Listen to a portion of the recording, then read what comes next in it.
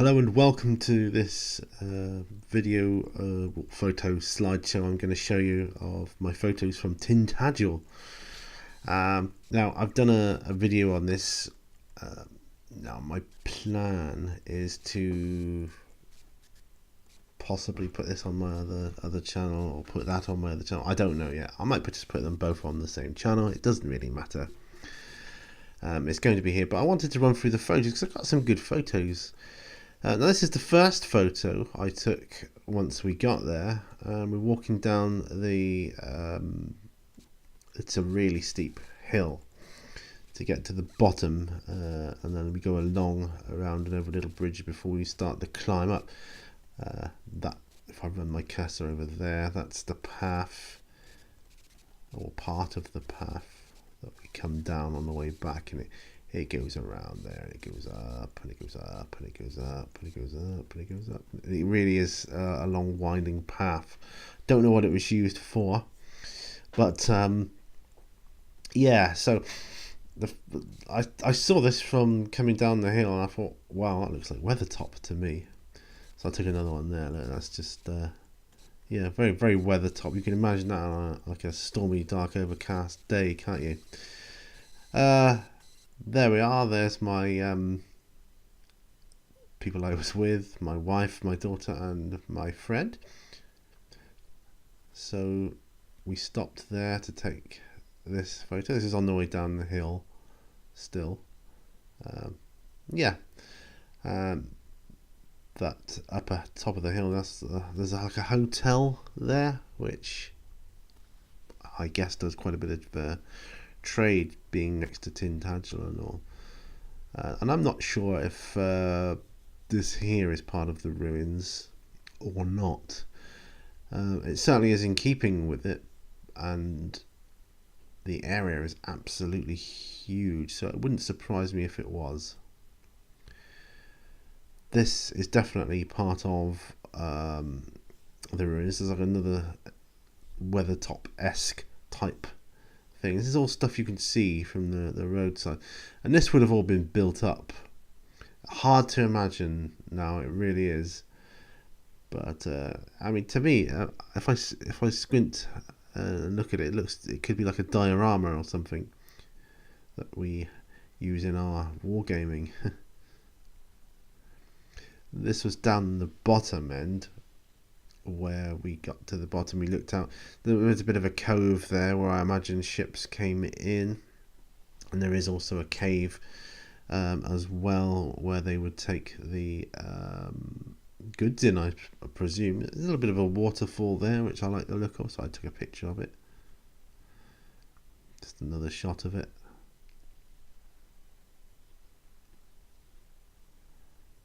Okay, we'll show you a plaque now. The Haven. The beach and headland at Tintagel appear to be wild and remote today, a haven for coastal plants and animals.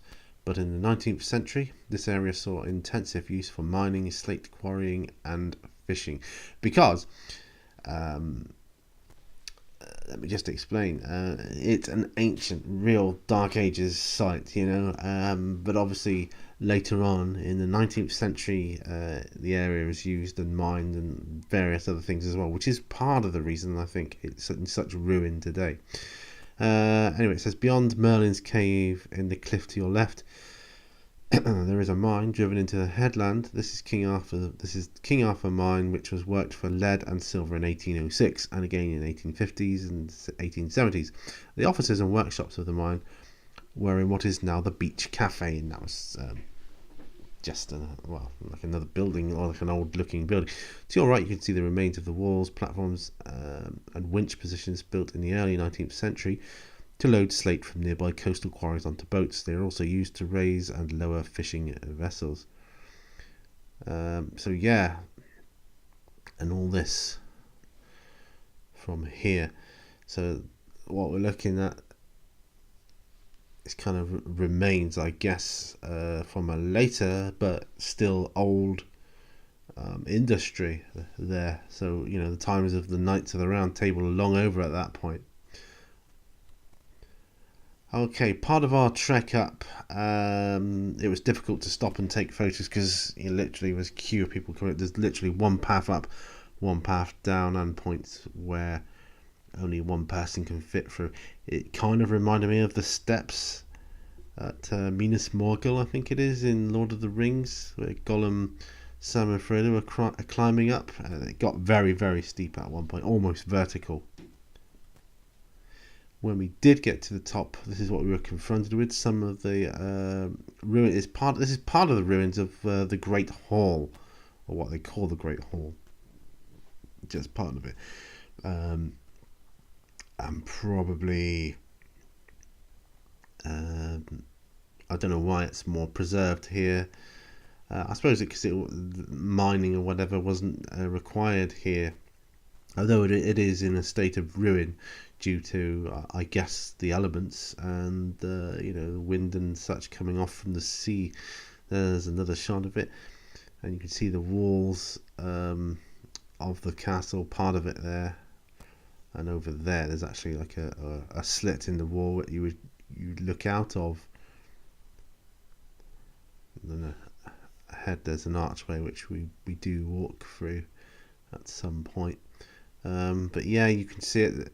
It's such a shame that it's in such a state of decay, but it is old, very, very old, and it's remarkable how they built it, really, right on top of the coastline like this.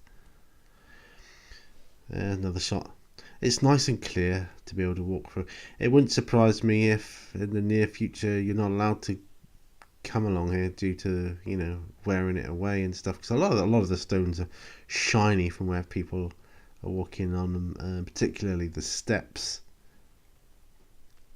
They can be quite treacherous at times. I mean, you've got some railings there as well, but anyway, let's have a look at this kind of slit there which you can look out of. Who knows, you can probably fire your arrows out there or whatever.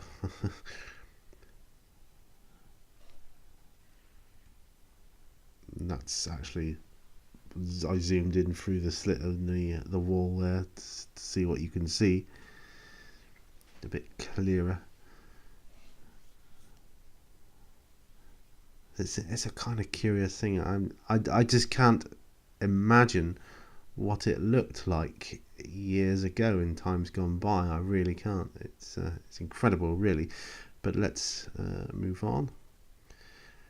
We walked along through the archway. We're at the top of that little section there, so you're able to look out down below.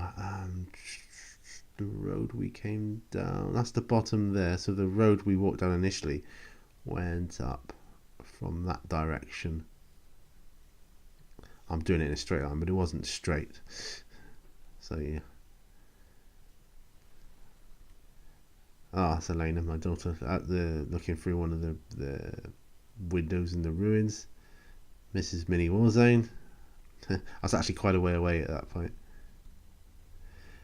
A complicated ruin. So that was the Great Hall. There we go. The ruins in front of you, what we've just been looking at, are the remains of a series of successive halls and service buildings that once stood at the centre of the castle. The original Great Hall was built in about 1230. And was at least 20 meters long, but it later had to be rebuilt on a smaller scale when the far end collapsed with the erosion of the steep cliff. After the death of Earl Richard in 1272, the royal family rarely visited. However, a constable, gatekeeper, porter and chaplain were kept on as paid staff, and the buildings were occasionally repaired until 1387. The last structure to be built within the footprint of the Great Hall was a small two-roomed lodging, probably connected with the use of the castle as a prison in the 1380s. Important people such as John of Northampton, who had been Mayor of London, were held here. Edward the Black Prince, seen here kneeling before his father Edward III, inherited Tintagel Castle in 1337. A survey of that date states this was the Great Hall, that the Great Hall had fallen into ruin with its roof dismantled and put into storage. The Great Hall was rebuilt several times within its original footprint, each time reusing the stone. The kitchen pantry for storing food, butter for storing wine barrels, and a salsery or salting house stood in the area to your left. Well, yeah. As I say, there's a lot of these plaques dotted about here. Here's another one. I'll let you read that one yourself. But these were buildings to our left. That's just ornamental pots and at the side of the same plaque. It's just looking out to my right from there. It's an amazing view. Obviously that's the hotel up there. Looking over the edge, you see some more like foundations, possibly of these storage areas, huts and things. There, see, there's just more. There's loads of this dotted all about and overgrown. Another shot of that waterfall we were looking at the start. That's just another angle of it from the top, obviously, and I zoomed in. It was starting to get difficult to keep it steady because it was so far away. Literally far away. Bit higher now. It seemed to take ages to get any great distance, but then when you look back, it didn't look like you'd moved that far, although physically it felt you had. But there's a lot of what I call postcard scenes here. You know, you could take your photos and they could just be straight off of a postcard, as far as I'm concerned, if you get it just right. Oh yeah, just stopping to sort the water bottles out and that at the top. And you can see over there, you see here, look, there's remains and there's more remains there and there, and they're just all around you. You can see it in the floor as well, the stones where they've been cut to make the floor.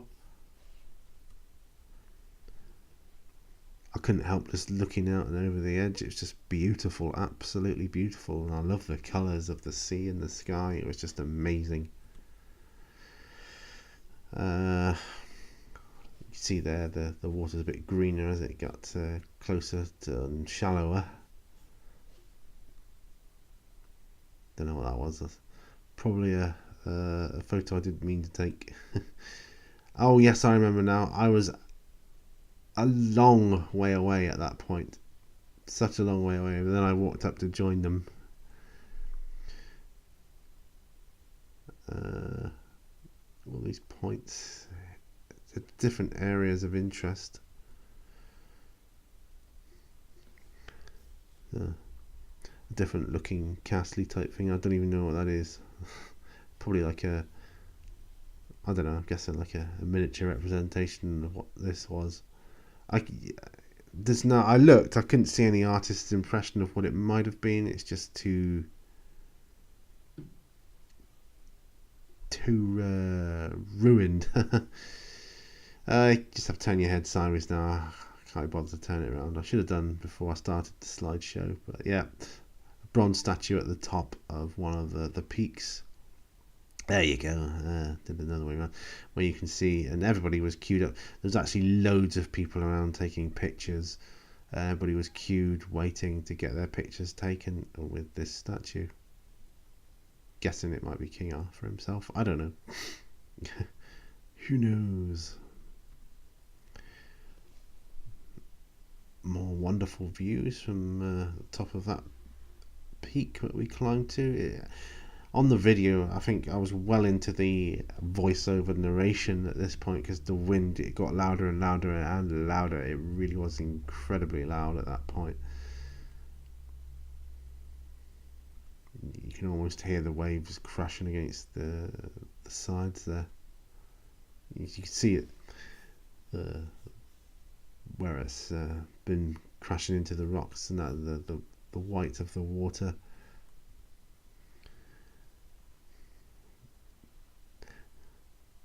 Different. That's a different peak I went to take some pictures. It was a glorious day, absolutely glorious. In fact, considering it was given as rain, this is mini Warzone, yay!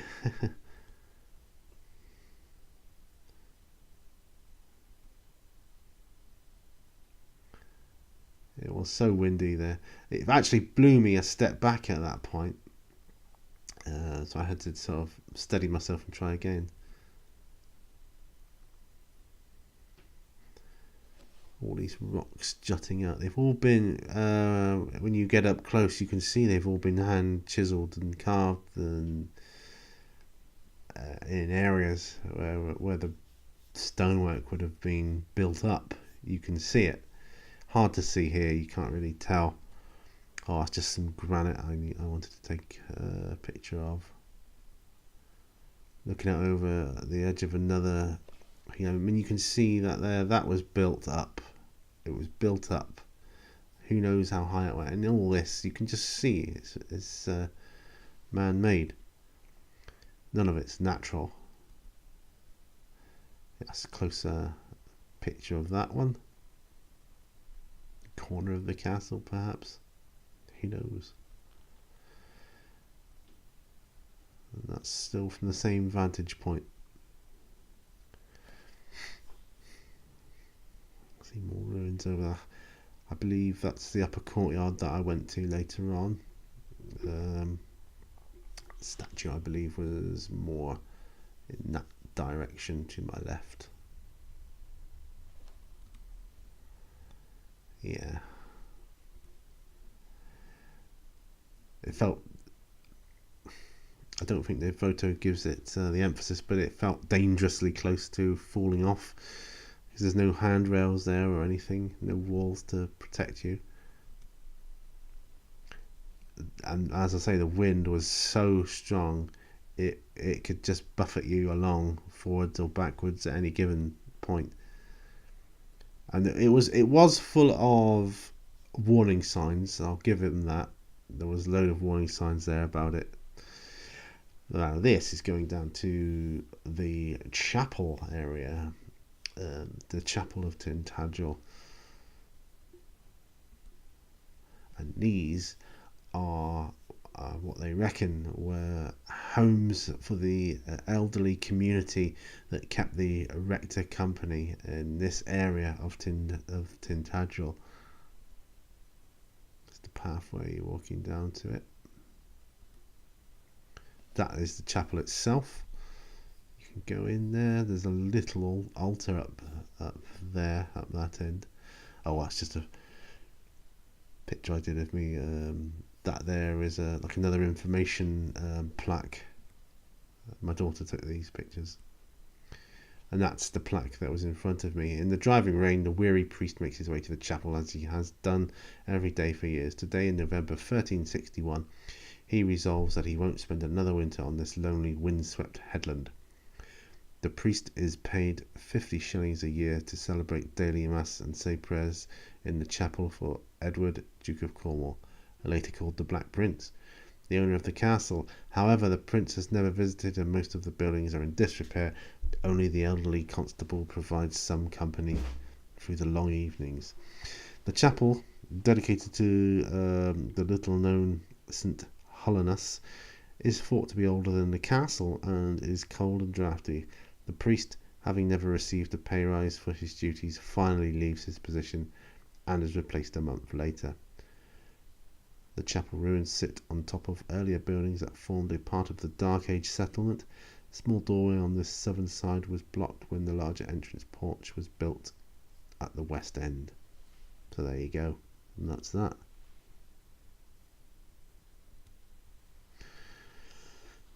Looking over the edge from the chapel, and highly zoomed in, I hasten to add. There we go, there's the altar. It's quite a small altar, but then again it's a small chapel.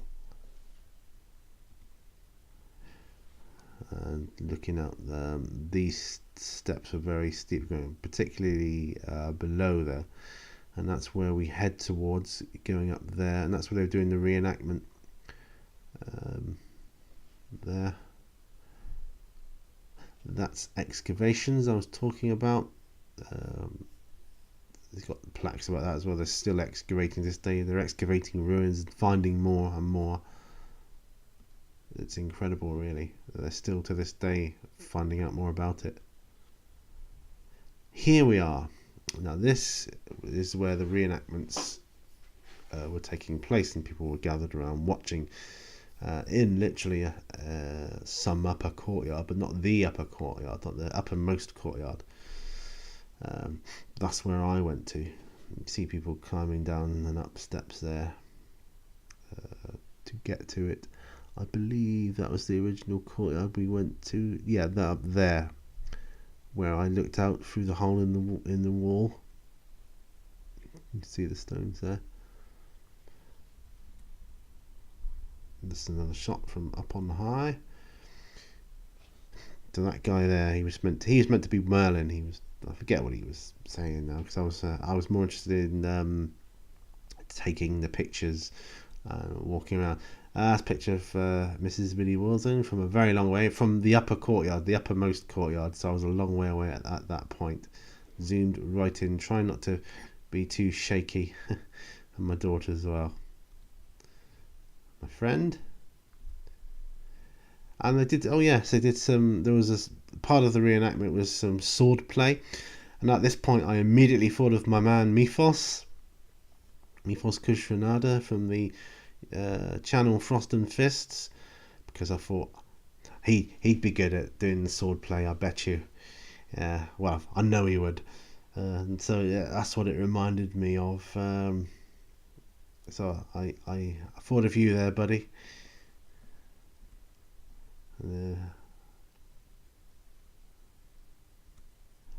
I carried on to try and walk a bit further up. I wanted to go as high as I could. So I knew I wouldn't be coming back, probably not in my lifetime, so I wanted to see as much as I could of the place. Like I say, it's somewhere I've always wanted to go, well, for many, many years anyway, so I wanted to do that, and it was just lovely. The higher up you go, the better pictures you can take, I think. It's just wonderful, and the colours and the like I say, you got the sea, the sky, the rocks and the greenery and the grasses all around. It's just brilliant. Right, back down now. We're back. There's some gift shops there. You can see there's some curious like desktop trophies that you can put on there, different helmets of the knights and things. It's just kind of cool stuff. You zoomed in there. I think they're about £35. Just loads of other stuff, basically. And that is the end. Oh, forgot to turn my phone off, but it doesn't matter because we're at the end of the video. And yeah, so thank you for watching this photo slideshow.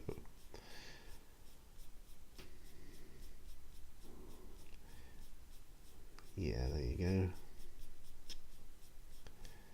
Really was a great day out, the whole day.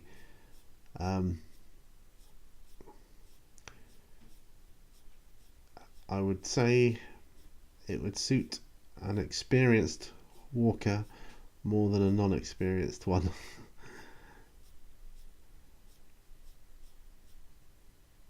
There you go, back to the start. Thanks for watching, guys. Remember, all brushes lead to war. I will see you in the next video, and bye for now.